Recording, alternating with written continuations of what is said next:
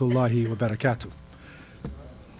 Alhamdulillah, we are continuing on in our reflection on deeper roots to try to go below the surface and understand the real reality of Islam and Muslims in the Western world.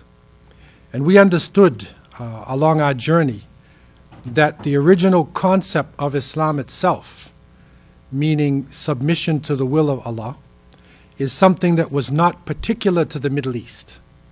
It is something which was shared by every nation and every tribe, as Allah subhanahu wa ta'ala tells us, وَلَقَدْ بَعَثْنَا فِي كُلِّ أُمَّةٍ رَسُولًا أَنْ يَعْبُدُوا اللَّهَ وَاجْتَنِبُوا الطَّاغُوتَ. And verily we have sent to every nation a messenger, that they worship Allah, the Creator, and they avoid a taghut. They avoid the evil oppressor, the one who wants to be worshipped in the place of Allah. So prophets came to China, prophets came to India, prophets came to Southeast Asia, to Africa, to Europe, to the Americas, to all parts of the world, as this verse is telling us from Surah An-Nahl. And we understood that the people living in the Americas were not isolated, that here there were over 75 million people before the time of Columbus, of varying languages, of different cultures, and the Americas gave much to the rest of the world. We found out that many of the products that we are enjoying in the world actually came from the Americas. Tomatoes, potatoes, corn, different types of squash, which is normal diet in most of the world now, actually originated in this part of the world. And so there was an interchange. And we understood that the present day curriculums that are being taught to people, not only in Western countries but throughout the world, to a great extent diminish or erase the presence of the original people here.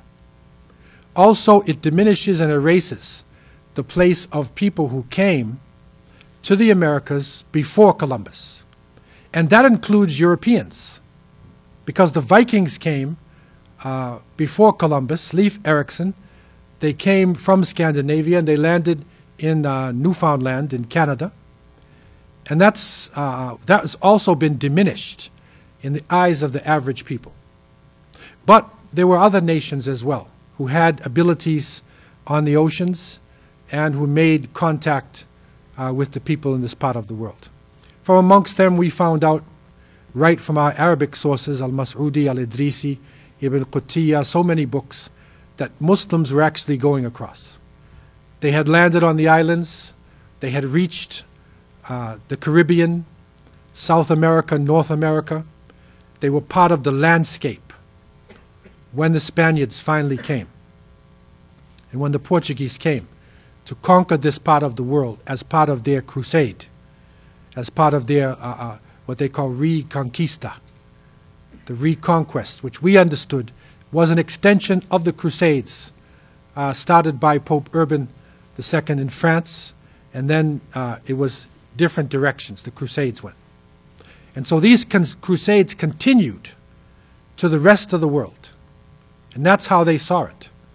And Muslims were here, intermingling with the people, and also suffering under the oppression and colonization. But even on the boats themselves, there were Muslims.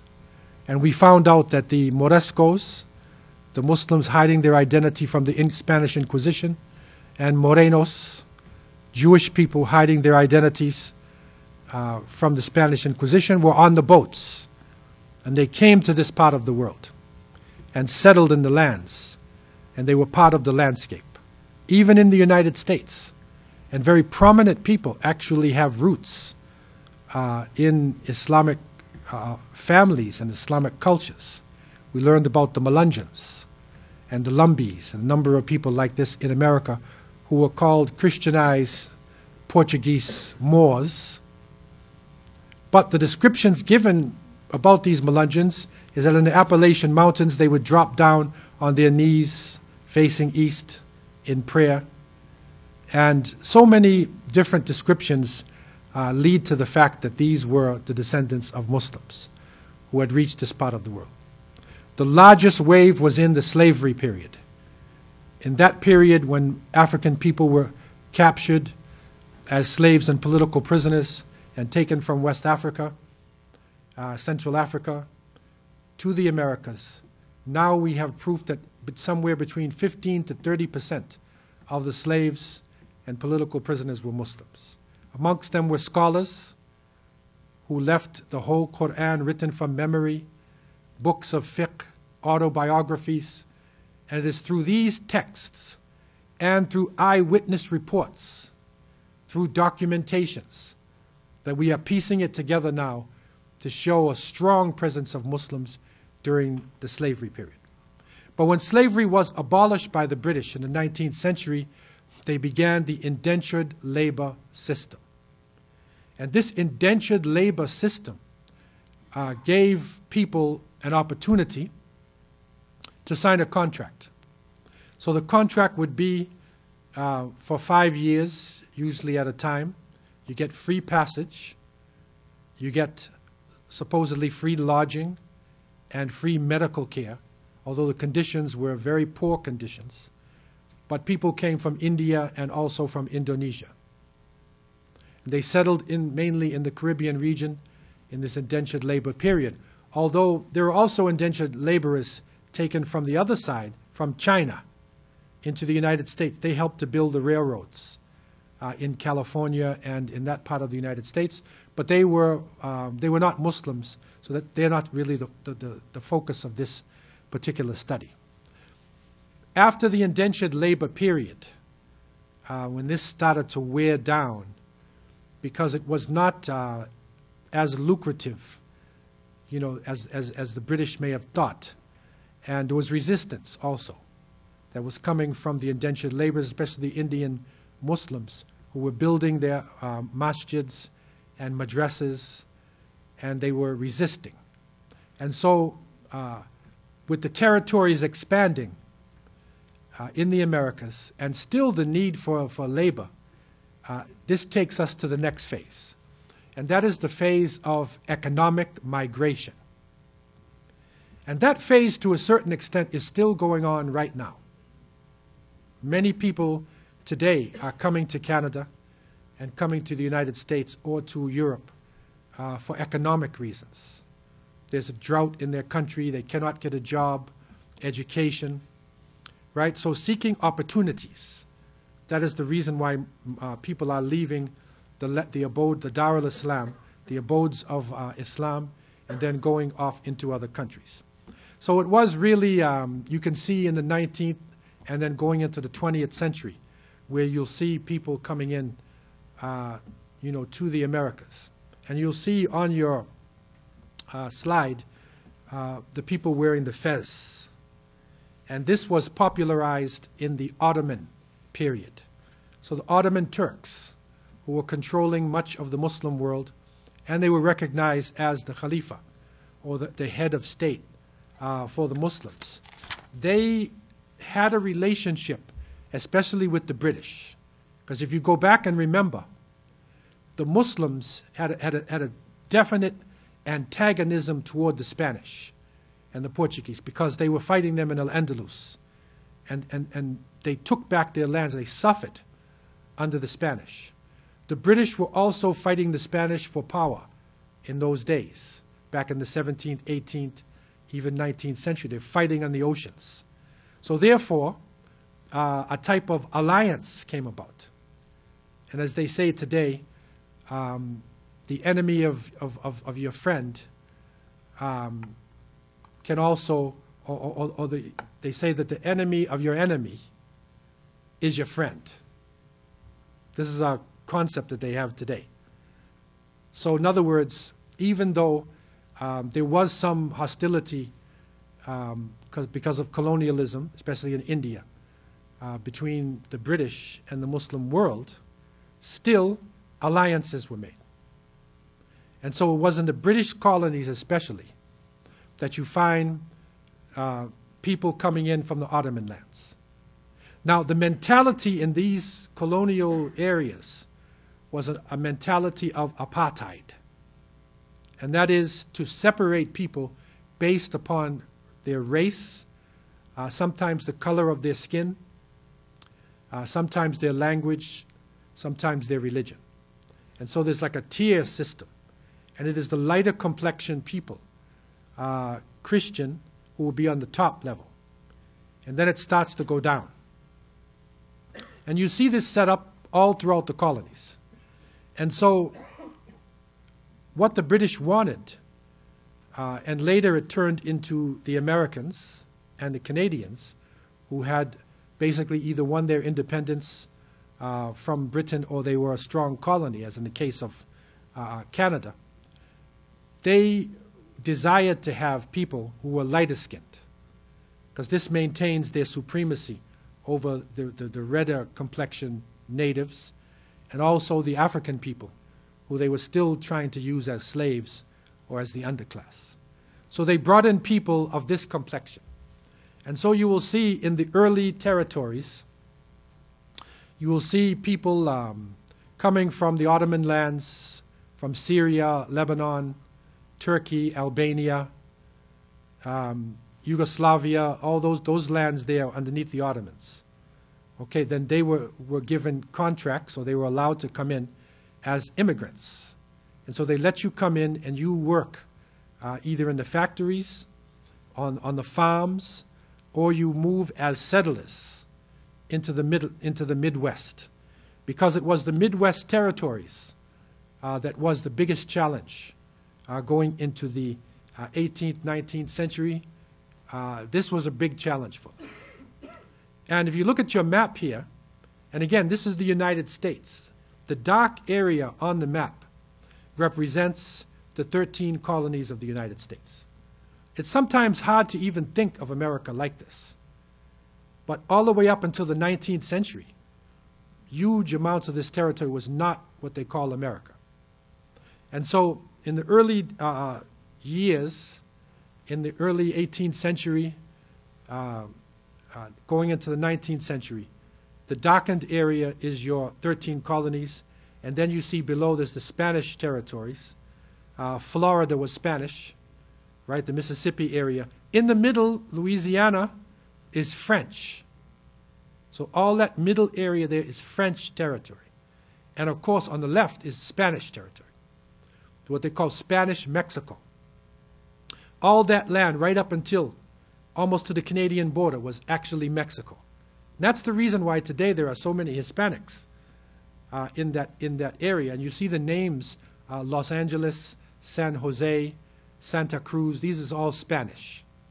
So their society is, dominated, by, this Spanish presence. The 13 colonies had a problem. And that was they were disunited. They were different groups of people. They were Germans. There were British, French, Dutch, all types of Europeans settling in here. And they had their own colonies. And you'll see the personality of somebody from Boston area, Massachusetts, is different than somebody from New York or from Pennsylvania or from down in Virginia. They're different, sometimes, nationalities. And they were debating how to make a country. They debated language. And it was between Dutch, German, and English to be the language of America. And they chose English. Imagine if it was Dutch or German. This would have been a different history. But they chose English to be the language. And they needed to unite. They needed a federation. And so one of their brilliant scientists, one of their clever people, his name was Benjamin Franklin. And Benjamin Franklin came with the idea that maybe we should check the native population. They looked at some of the great European philosophers in terms of unity and their Magna Carta and different types of federation, but they couldn't get something that would fit their particular lifestyle in the Americas. So Benjamin Franklin went amongst the Iroquois, a group of natives called the Iroquois. And the Iroquois had a confederacy. They had united 6 big, great nations, and they were one union. It was a union. So you have autonomous groups, but you have a federal government that unites. Also, they had one of the purest forms of democracy, that they allowed freedom of speech for their people to express their opinions. Women also had rights. And it is said that many of the European women in America were jealous of the native women, because amongst the European women, they had no rights.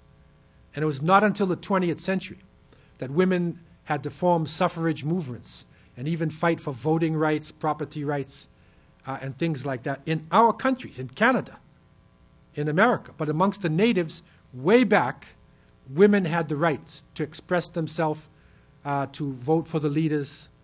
And it is said amongst the natives that the leaders, it was based upon the merit of the leader. Once the people do not like the leader, he's no longer the leader. If the people accept the leader and they're supporting the leader, that's your leader. This really is closer to the Islamic concept of shura, what an emir is supposed to be in our concept. And so Benjamin Franklin took this concept back to Philadelphia, and they sat down, they put together the Constitution.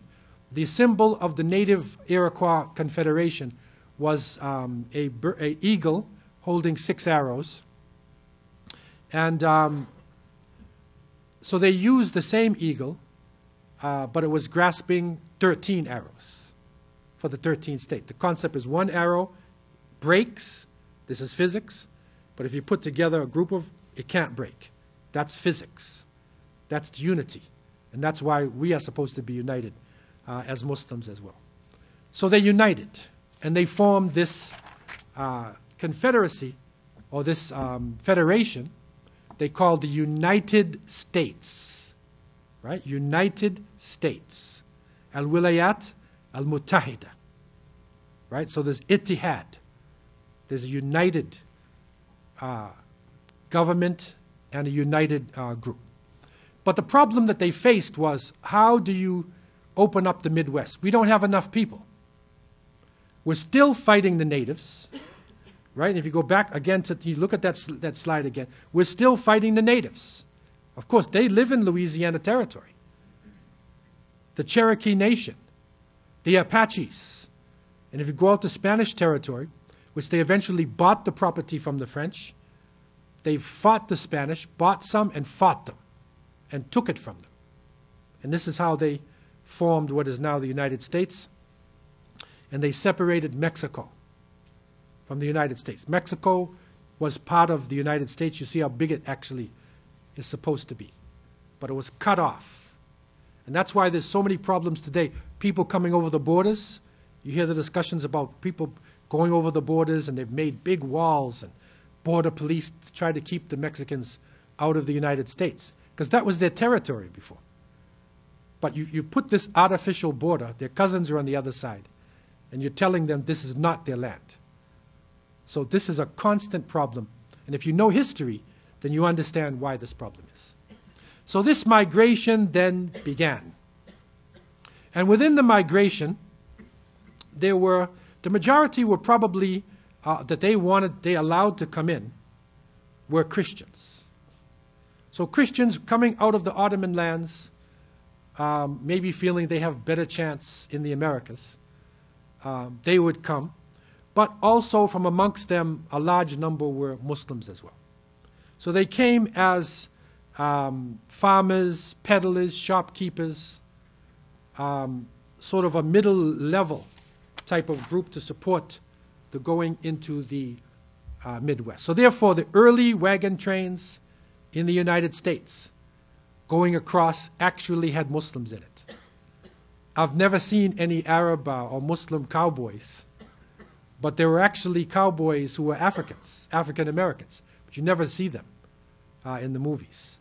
But they were cowboys as well, you know, also famous ones, infamous ones in this. But that's, again, blotted out of history. So this is the reason why that the mother mosque of the United States of America is in Cedar Rapids. It's in Iowa and this area there. And it is the area of Kansas, Iowa, that's this area, this is where the Muslims were strong. And they settled down, and they made a basic musalla where they could make their prayers and maintain their identity. And it was during World War I and the Great Depression that came to America, the Muslims really came together, as all groups had to survive. And they organized this mother mosque. So that masjid is there today. You'll see it there in Cedar Rapids.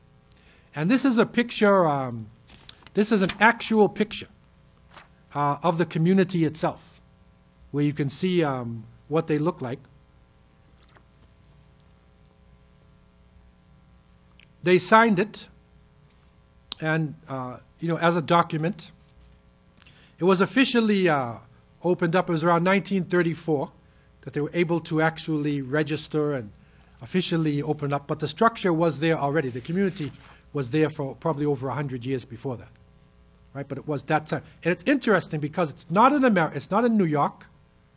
It's not East Coast. It's in the center. So that's where the Muslims were going at the time, into the center. Now, this same discussion can also apply to Canada. And when you look at Canada itself, and again, we have to readjust our eyes. The Canada in 1791, this map here shows you an early picture of Canada. And you will see that on the eastern side, you have Lower Canada, and you have Upper Canada, and New Brunswick, Newfoundland, Nova Scotia. That's what it used to be. Remember, the word Canada is an Iroquois word. That's the Iroquois again. They were the most united of the native tribes. So they took the name Kanata, which means a large village, Qarya Kabira, a large village, or Qarya Azima. This would be what Kanata is. So we're living in a big village, according to the Iroquois. And so they said there's an upper section, there's a lower section, and then they started to colonize certain areas. But what the British had done, the same way that the British East Indian Company opened up, were the vanguards of the colonization of India, also it was the British companies that were the vanguard for the colonization of Canada itself. And in the interior of Canada, that they call Rupert's Land, in that area, it was controlled by the Hudson Bay Company. And the Hudson Bay, this area was really good for the hunting of furs. And fur, of course, now had become, part of the fashion. And it was very necessary for the cold. Again, it's a native invention in a sense, using the furs of the North American animals. Also the goose, right? So now we wear our Canada goose. But it was early the native people who started to use the feathers of the goose and seal skin and beaver and other animals. They used that as a type of leather in order to protect themselves in the cold climate that we are feeling right now in February. We see how serious this is. So fur becomes very important to keep your body warm. And so the Hudson Bay became very, very rich, getting the pelt, the skins of the fur, and then sending it back to Europe, and then developing. And now Hudson Bay, of course, is a big department store now, the Bay, right? But originally, it's a major company that controlled the central part of Canada. Now, during that time, 1871 now we want to go back to, a census was taken of the people. And again, this is important for us because many of us feel that we're newcomers to this part of the world. We're not really part of Canada.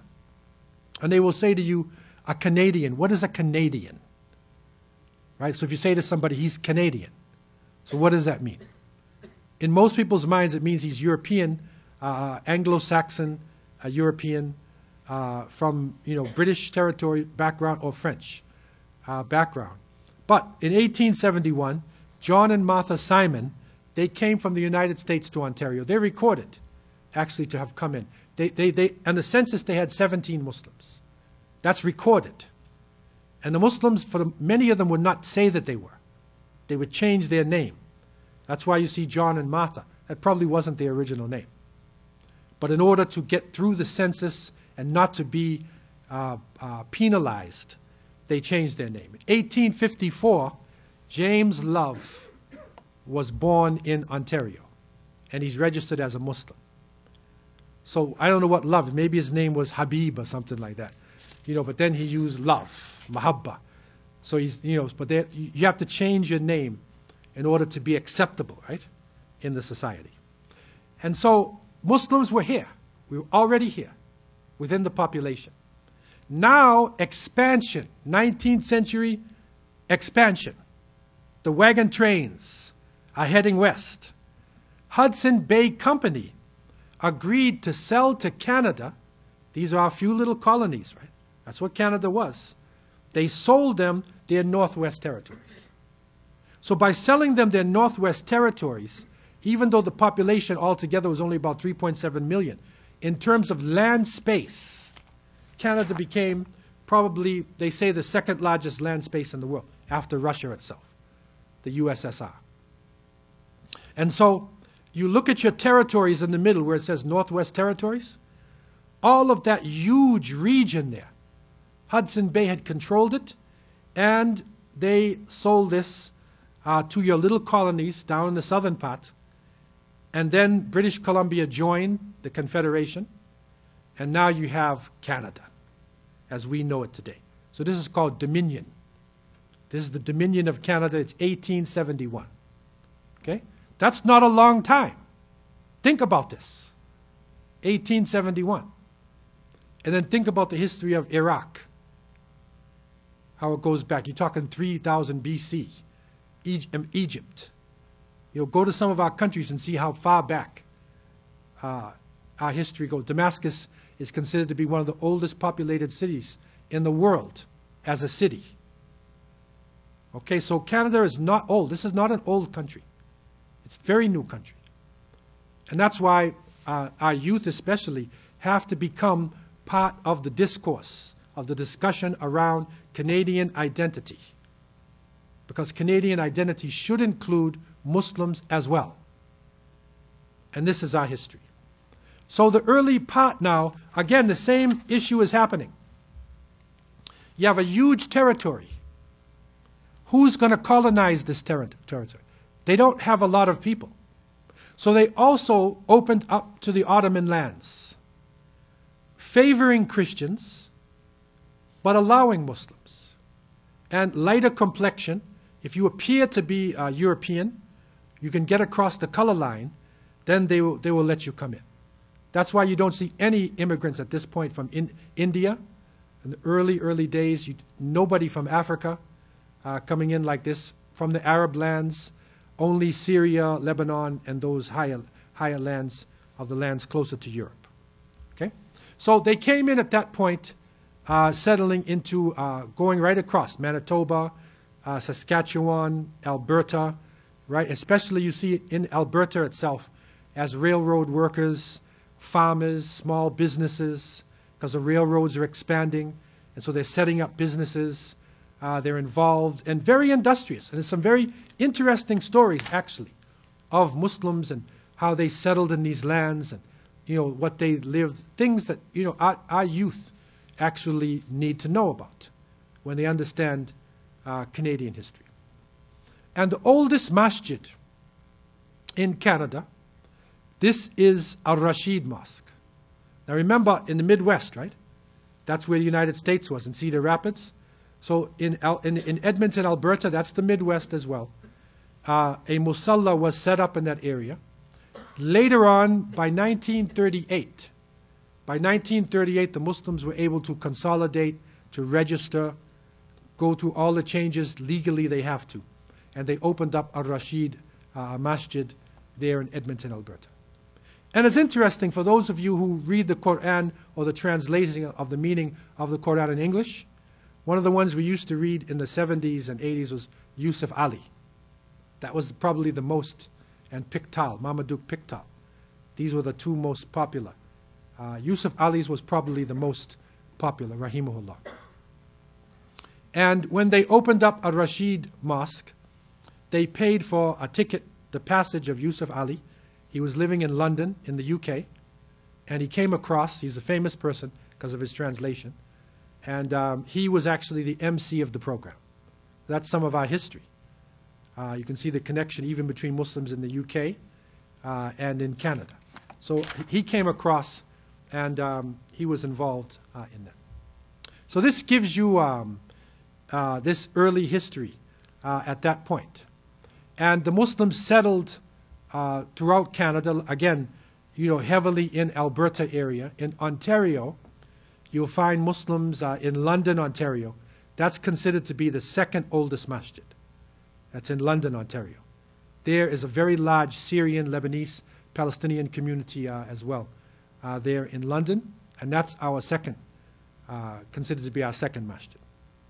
And so Muslims were coming across economic migration, sometimes fleeing occupation. And when Palestinian people were driven out of their homes and had to spread into the world of diaspora, many also came here. And so this is how the spread was happening at that time. And so taking it further, so we get a general understanding.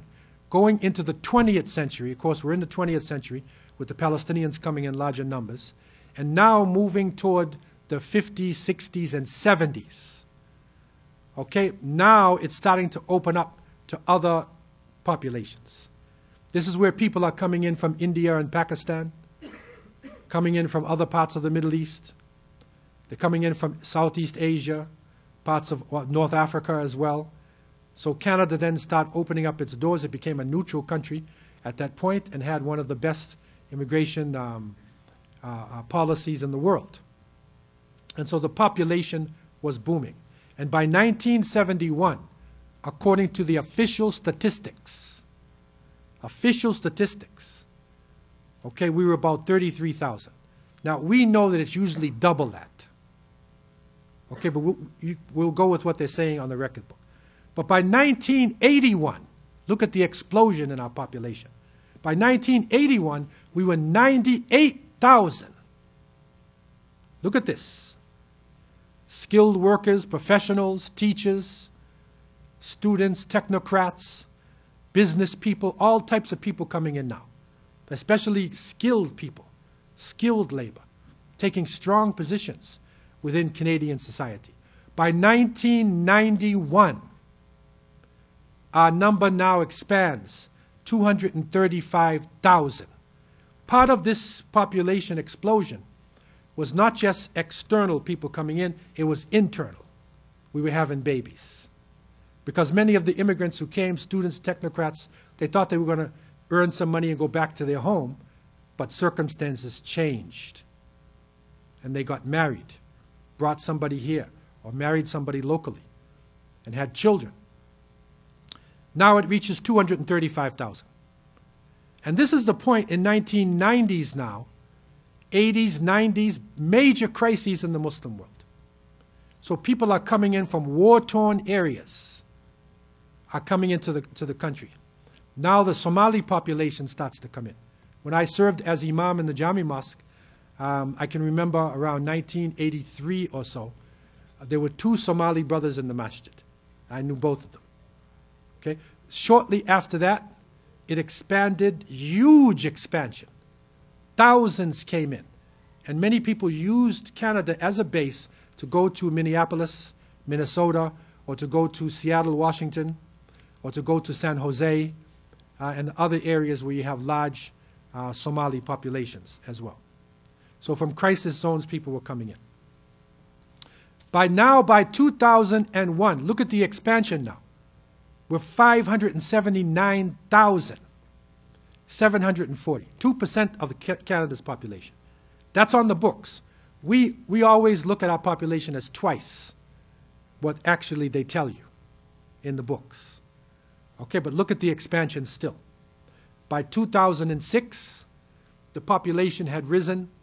Now we're 783,700, 2.5, right? Look at it expand now. It goes from 7, another 200,000. Okay, that's in 5 years' time. We're 940,000.